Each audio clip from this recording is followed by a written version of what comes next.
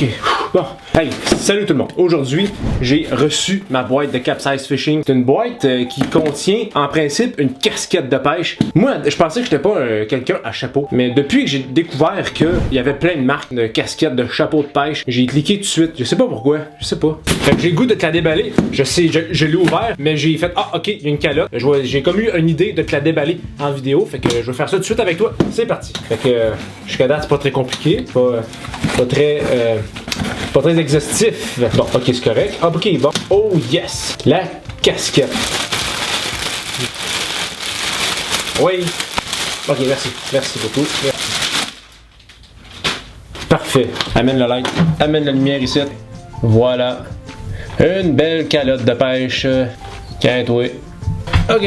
Pas plus compliqué que ça. On enlève délicatement le truc de plastique. Ok, calotte en l'envers. Pourquoi la calotte en l'envers? C'est pas parce que je veux être un yo-man, c'est parce que je cache mon cou avec la palette, parce que je pogne des coups de soleil à rien. Puis voilà, c'est pas plus compliqué que ça. C'est quoi ça? Oh, ok, il y a d'autres choses, ok. Oh, ça c'est gentil. Une mouche sèche et une mouche noyée pour, probablement truite et ou saumon. C'est toujours à essayer, hein. À Mkoui, quand j'étais étudiant, j'essayais dans une passe à saumon toutes sortes de mouches. On était quasiment rendu au nymphe tellement qu'il faisait chaud pour se rendre dans le fond complètement. C'est le même principe qu'une mouche noyée en fait là. Mais tu sais, pour essayer de taquiner la truite en même la tête parce que elle réagissait pas assez à la mouche sèche. Puis des fois ça réagit complètement inversement. C'est une mouche sèche qui, des fois que je manque mon coup totalement, tout le bas de ligne est frisottis en avant, c'est tout mal présenté. Puis la truite elle sort pareil. Fait que je sais vraiment pas quoi penser de tout ça. Des fois c'est vraiment essai-erreur. Qu'est-ce qu'il y a d'autre avec ça? Ah, ça c'est fait. Ça c'est genre une petite carte de remerciement écrite à la main. C'est vraiment cool. Capsize Fishing. C'est vraiment cool. Ça va être mon reçu. Direct ça, le reçu.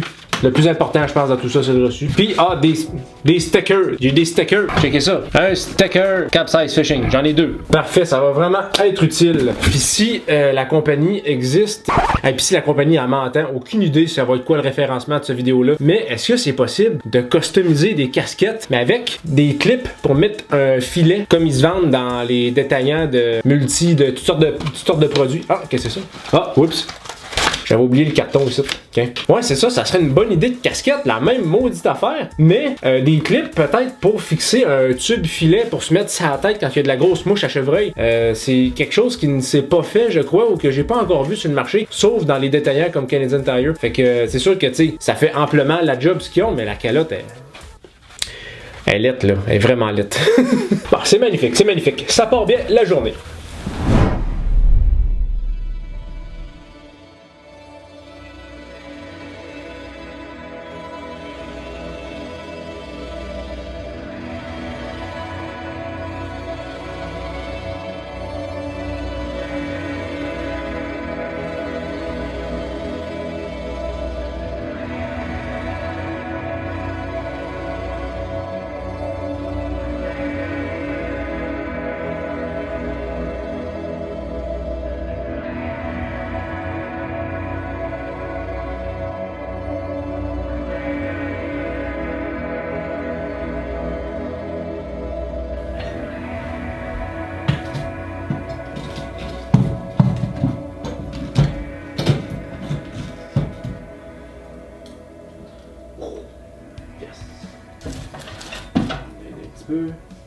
Et voilà.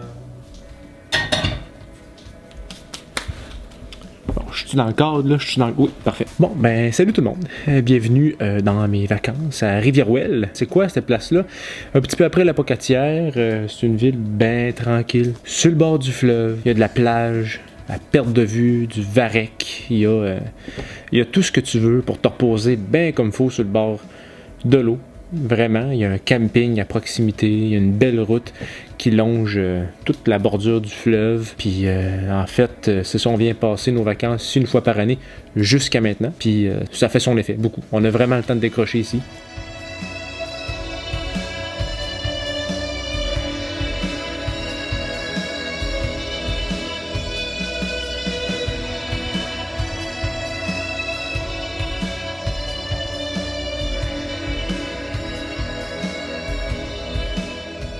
Évidemment, je peux pas laisser passer ça comme occasion pour aller pêcher en bordure du quai et en bordure du fleuve.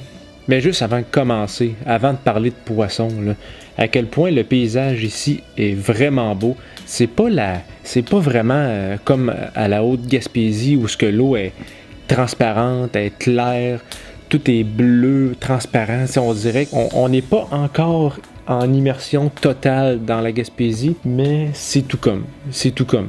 C'est vraiment quand le ciel est bleu. Oui, l'eau est brouillée dans le fleuve, mais tout ce qu'il y a alentour, il y a beaucoup de rochers. Il y a beaucoup de rochers qui sont sur les berges, il y a beaucoup de végétation. Quand l'été est embarqué, c'est très saturé comme couleur, comme coloration, puis c'est vraiment beau.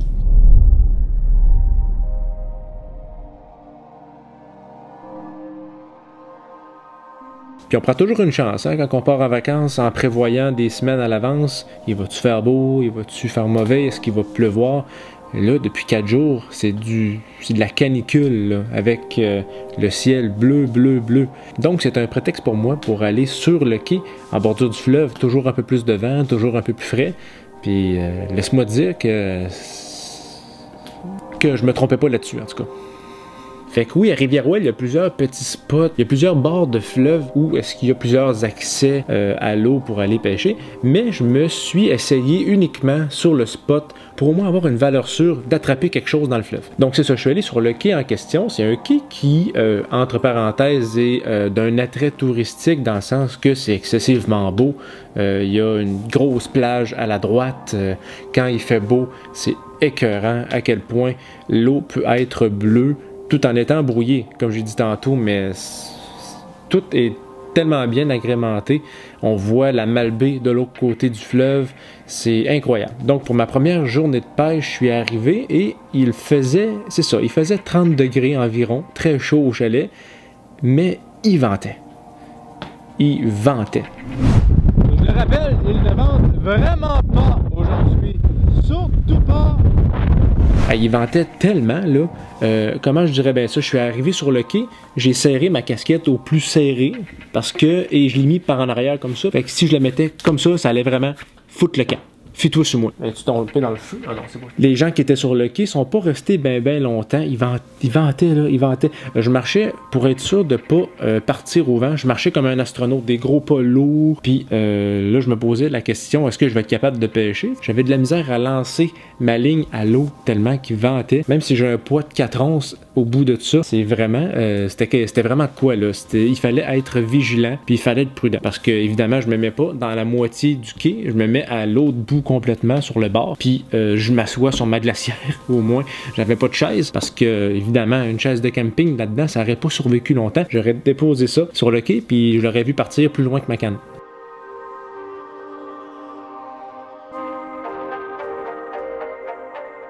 Fait que je prends des grands élans, je te lance ça au loin comme je peux, puis ça a été productif pareil. Au bout de 5-10 minutes, c'est pas très long au fleuve. Quand il y a du poisson, là, c'est pas très long. On peut facilement avoir du fun, puis longtemps à part de ça, faut juste prendre la marée montante. On la pogne 2h30 avant qu'elle soit à son maximum, puis on lance la ligne jusqu'à temps que la marée soit pleine, puis même un petit peu après, on réussit à avoir quand même quelque chose de pas pire. C'est pas des poissons de haute gamme, tu sais, j'ai beaucoup de petites morues cheap, là, dans le coin on appelle ça de la loche. J'en ai attrapé 8-10 pour me faire un repas ou deux au moins, fait que tu sais, c'est sûr que j'examine le poisson, voir s'il n'y a pas trop de parasites. S'il y en a pas, je mets ça dans le glacière, bonsoir, il est parti. Mais sinon, je remets ça à l'eau. Il y en a tellement dans le fleuve, c'est pas trop grave si on réussit à en éliminer quelques-unes. De toute façon, les cormorans et les phoques sont bien contents de tout ça, ça a l'air. Fait que c'est ça, au bout de 7-8 loches, comme tu peux voir, ben là, hey, il vente, mais tu sais, je le souligne beaucoup, là, mais il ventait. Puis là, à un moment donné, je lance ma ligne à l'eau, j'attends, il se passe pas grand-chose au bout de 10 minutes, je tire, là, je fais « Ah, je suis pris ». Mais des fois, quand on est pris, ça veut pas dire qu'on est pris dans une branche ni dans une roche. Des fois, on est pris dans quelque chose de vivant. Puis ça a l'air que, dans ce lancer-là, j'étais pris dans ça. Wow! Là, au moment où on se parle, j'ai pas googlé la sorte de poisson. Si tu as le goût de débattre dans les commentaires, tu m'écriras là-dessus. Puis de toute façon, je vais faire mes recherches par la suite. Mais quand j'ai sorti cette créature-là, moi, j'étais convaincu que c'était une raie. Parce que j'ai vu, ok, c'est plat et ça a une longue queue. Est-ce que je viens de prendre une raie? Tu sais, est-ce que ça existe dans le fleuve, une raie? Peut-être qu'il y en a qui, en ce moment, ils disent « Ben non, c'est de la pluie, ben non, c'est de la sole. » Mais quand j'avais pris ça, j'étais là, bon, est-ce que je viens de prendre quelque chose de rare? Mais les gens qui étaient OK avec moi avaient l'air de dire que c'était fréquent d'attraper ça ici, puis que ça a l'air que ça se cuisine bien, que ça se mange bien, mais je trouvais ça tellement cute. Écoute, c'est tellement cute. Tu sais, oui, quand c'est sur le plat, ça a l'air violent, là, tu sais, ça a des épines sur le dos avec la queue, puis ça essaye de te snapper. Mais quand on vire ça sur le dos... Bonjour! Elle a-tu un beau sourire, hein? Je pense juste qu'elle manque d'air. Bon. Oh, que c'est cute! C'est tellement beau! Ça a un beau petit sourire, ça fait... En tout cas, c'est fait que j'ai eu pitié un peu de cette bestiole-là, fait que je l'ai remis directement dans le fleuve. Ça me tentait pas de la cuisiner vu qu'elle était petite, puis elle m'a vraiment eu par pitié. Elle m'a fait un beau sourire. Ça a plus fait ma journée de voir son petit sourire asphyxié, parce qu'évidemment, elle manquait d'oxygène. Fait que je l'ai remis ça à l'eau, puis j'ai continué de pêcher par la suite. Il y a plusieurs places pour relaxer. Il y a plusieurs places. Moi, c'est beaucoup voyager, mais pas de pays en pays. Pour l'instant, le Québec, c'est en masse ma place. Je veux pas aussi prendre des vacances pour rien faire. Je réussissais pas à mettre les mots là-dessus. Pourquoi je suis pas capable de rien faire, de me poser? Puis il y a quelqu'un sur Internet, c'est Guillaume Dulude, qui fait des vidéos, qui fait des capsules, qui fait des lives, des Q&A sur sa chaîne YouTube. Puis il y a une question que quelqu'un a posée. Genre, en gros, c'est à peu près ça. Pourquoi je suis pas capable de décrocher, ou quel est le meilleur moyen pour se reposer? Et lui, sa réponse, c'est que si tu veux reposer ton cerveau, il sait pas c'est quoi rien faire. Il faut que tu l'occupes dans une autre sphère qui t'intéresse pour recharger les batteries de ce en quoi tu travaillais. Exemple, tu travailles à ta job pendant toute l'année. Ben là, il faut que tu te trouves quelque chose d'autre à faire pour être rechargé pour ce que tu faisais avant. En gros, c'est ça l'idée. Mais là, c'est ça, là, je trouvais que ça mettait des mots à mon interrogation. Parce que quand j'étais en congé, je fais bon, ok, on va au chalet pendant une semaine.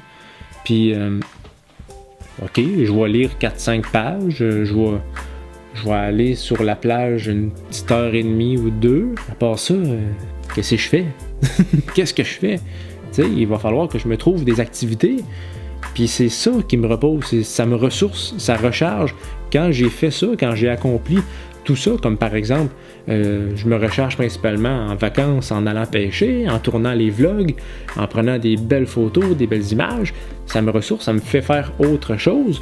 Puis quand je reviens, je suis plus apte à accomplir ce que je faisais et ce pourquoi j'ai besoin de prendre des vacances. Là, maintenant, j'ai la justification du pourquoi je fais ces choses-là, pourquoi je suis pas capable de rien faire. C'est pas que c'est sécurisant, mais ça me fait dire OK, je suis normal, là. Je suis normal, pour une fois. 2 jours plus tard, j'ai décidé de revenir au même quai pour essayer de, encore une fois, attraper quelque chose que je pourrais ramener pour souper. Ce coup-là, j'ai décidé de tout remettre à l'eau, les petites morues que je pêchais, parce que, de toute façon, il n'y a pas beaucoup de chair après ça. Ça prend quand même des bonnes pièces de poisson pour que ça en vaille la peine de les dépecer puis de les préparer. Quand je suis arrivé sur le quai, c'était une journée complètement différente par rapport à la dernière fois. Quand je suis arrivé, à peu près pas un souffle de vent. Le ciel, encore une fois, dégagé à son maximum. Tu sais, quand le ciel est tellement bleu qu'il en est blanc, c'était tellement une belle après-midi. Pas de vent. C'est sûr que là, j'ai pris l'occasion pour partir mon drone pour prendre des images puis des vidéos. 2 jours avant, c'était clair que je le retrouvais dans le fleuve et que je ne le revoyais plus jamais.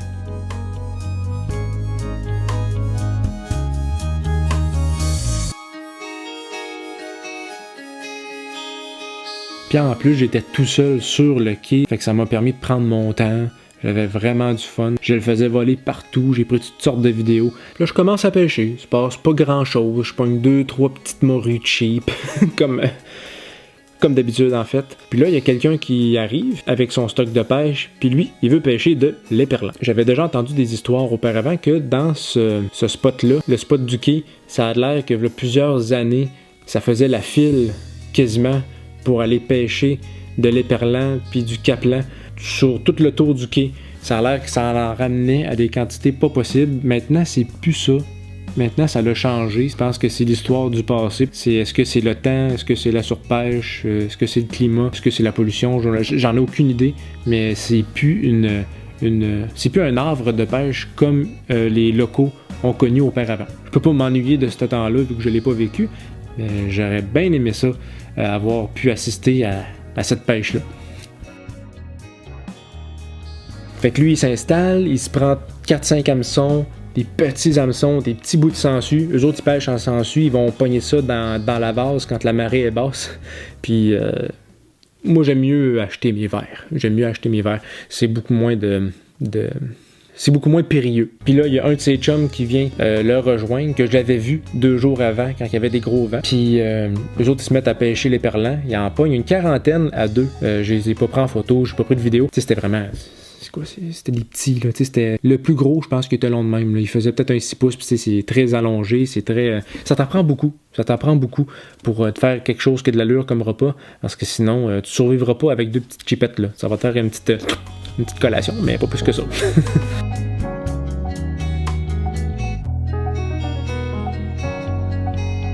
Fait que c'était un beau séjour de pêche, de vacances. J'ai fait autre chose aussi pendant cette semaine-là, mais j'étais allé au moins 4-5 fois au quai, puis c'était vraiment le fun. Il y avait beaucoup de prises, ça mord souvent.